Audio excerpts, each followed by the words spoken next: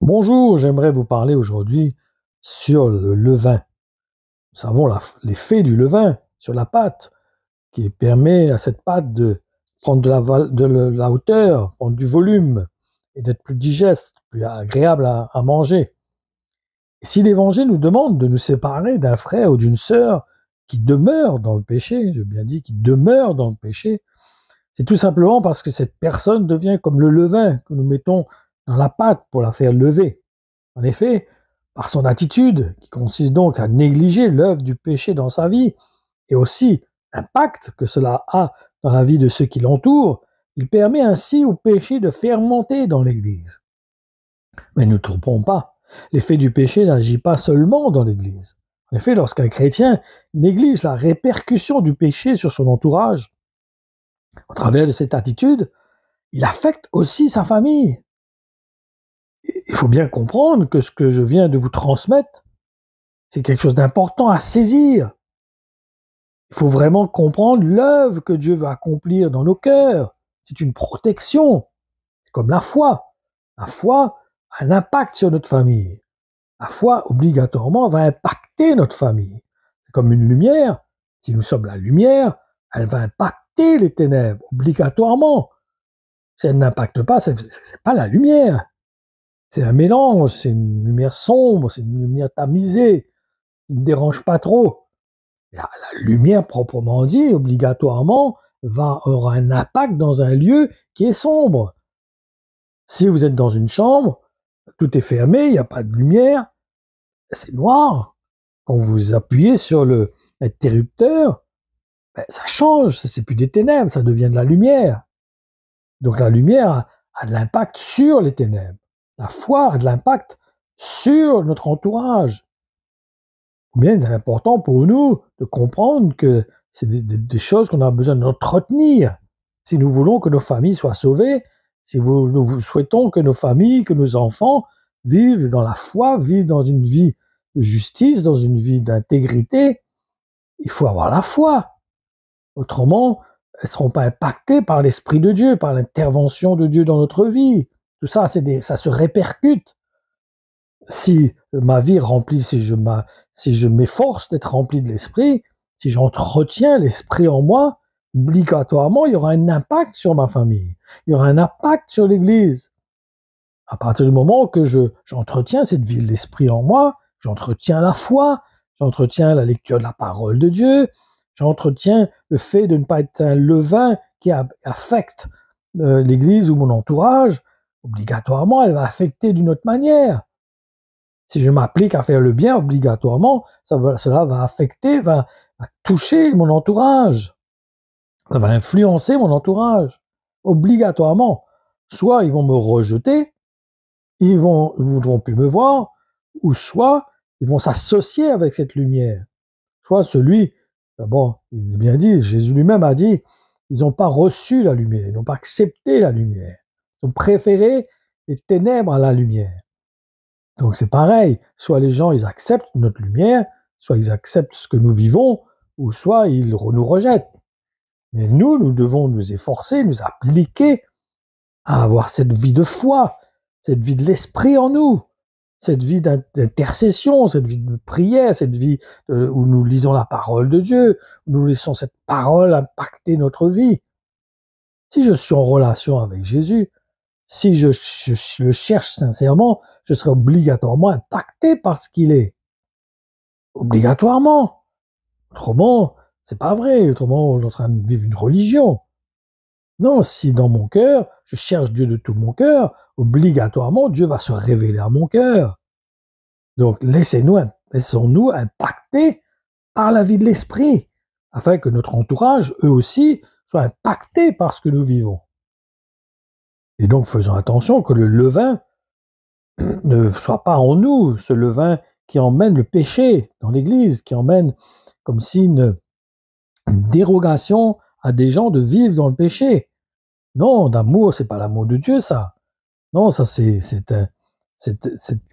voudrait dire qu'on manque de sagesse, de discernement. On n'agit pas selon la justice de Dieu. Le but n'est pas non plus de condamner les gens. Le but de ne pas les rejeter. Le but, c'est de les emmener à prendre conscience que leur condition, dans cette condition dans laquelle ils sont, est un danger pour leur salut. Et que par cette attitude qu'ils manifestent, ils affectent aussi leur entourage.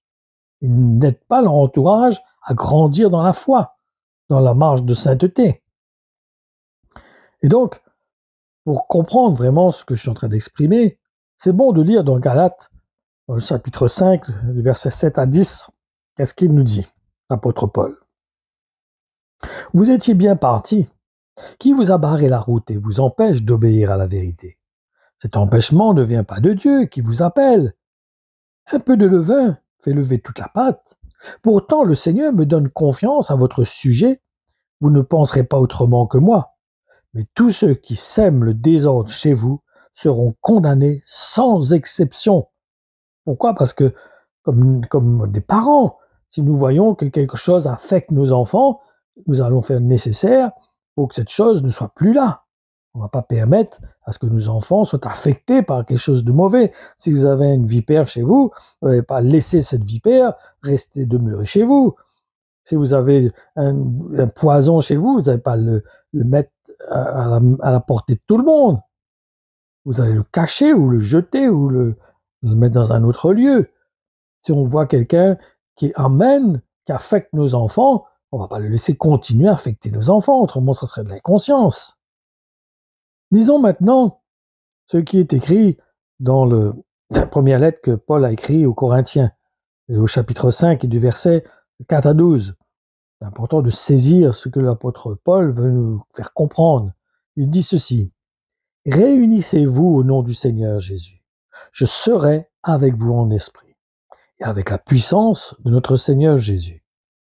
Livrez cet homme à Satan. Son corps sera détruit, mais par là, lui-même pourra être sauvé le jour où le Seigneur viendra. » Entre parenthèses, quand il dit cela, c'est dans la condition que cette personne se repente et qu'elle rectifie sa vie. Cette personne ne sera pas sauvée si elle ne se repent pas, si elle ne change pas d'attitude. C'est une mauvaise compréhension que des chrétiens ont, pensant que on rejette la personne de l'Église, on la livre à Satan, et puis quelle que soit la réaction qu'il a, mais il est quand même sauvé. Non, c'est faux. Cette personne sera sauvée dans la condition où il y a un remords dans son cœur, qu'il réalise ce qu'il a fait et qu'il se repente, qu'il ne pêche plus, c'est-à-dire qu'il rectifie la situation. Autrement, non, il n'est pas sauvé. Enfin, c'était une parenthèse. Je continue. Vous avez bien tort d'être plein d'orgueil. Un peu de levain fait lever toute la pâte. Ne savez-vous pas cela? Je répète, vous avez bien tort d'être plein d'orgueil. Un peu de levain fait lever toute la pâte. Vous ne savez donc pas cela? Donc il parle de cet homme, ce frère qui est dans l'Église, qui est dans le péché et qui affecte l'Église. On continue. Enlevez le vieux levain du péché pour devenir pur. Alors vous serez comme une pâte nouvelle et sans levain, ce que vous êtes déjà. En effet, le Christ a été offert en sacrifice, comme notre agneau de Pâques. Fêtons donc la Pâque avec du pain sans levain, avec un cœur pur et sincère. Ne mangeons pas le pain fait avec du vieux levain, le levain des mauvaises actions et du mal. Donc, une autre lettre. Je vous ai écrit, n'ayez pas de contact avec les gens qui ont une vie immorale. Je ne voulais pas parler de tous ceux qui, dans ce monde, ont une vie immorale. Je ne parlais pas non plus de tous les voleurs, tous les avares, et de tous ceux qui adorent les faux dieux. Dans ce cas, vous devriez sortir du monde. Non, je vous ai écrit, n'ayez pas de contact avec celui qui porte le nom de chrétien et qui a une vie immorale. Je parlais du chrétien qui est voleur, ou qui adore les faux dieux, ou qui insulte les autres. Je parlais de celui qui boit trop, ou qui aime l'argent. Ne mangez même pas avec cet homme-là. Est-ce que c'est à moi de juger ceux qui ne sont pas chrétiens? Cela, c'est Dieu qui les jugera. Vous devez juger ceux de votre communauté. Les livres saints le disent. Chassez l'homme mauvais du milieu de vous. C'est important de saisir toutes ces paroles, parce qu'il y a encore cette parole où il est dit, selon qu'il est écrit, vous serez saints, car je suis saint.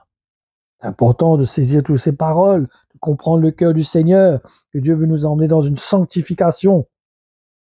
Le Seigneur vous bénisse, vous encourage, vous fortifie, vous établisse, que chacun de nous soyons de plus en plus établis dans la vérité et que nous puissions nous mettre à l'œuvre. Seigneur nous accorde cette grâce de nous mettre à l'œuvre et réellement de mettre en pratique ces paroles que nous entendons par l'œuvre du Saint-Esprit dans notre cœur, ni par la force, ni par la puissance, mais par son esprit, l'aide de son esprit dans nos cœurs, il nous permet de marcher dans la volonté de Dieu. Combien nous te bénissons, Père, te rendons grâce pour ton amour, pour l'œuvre de ton esprit dans nos cœurs. Il nous sanctifie, il nous emmène à nous dépouiller, il nous emmène à marcher dans ta volonté, Seigneur. Combien nous te rendons grâce, te bénissons pour ton amour, la révélation que tu accordes à ton Église, pour qu'elle puisse marcher comme Christ a marché. Nous voulons te glorifier, Père, dans le nom de Jésus. Amen.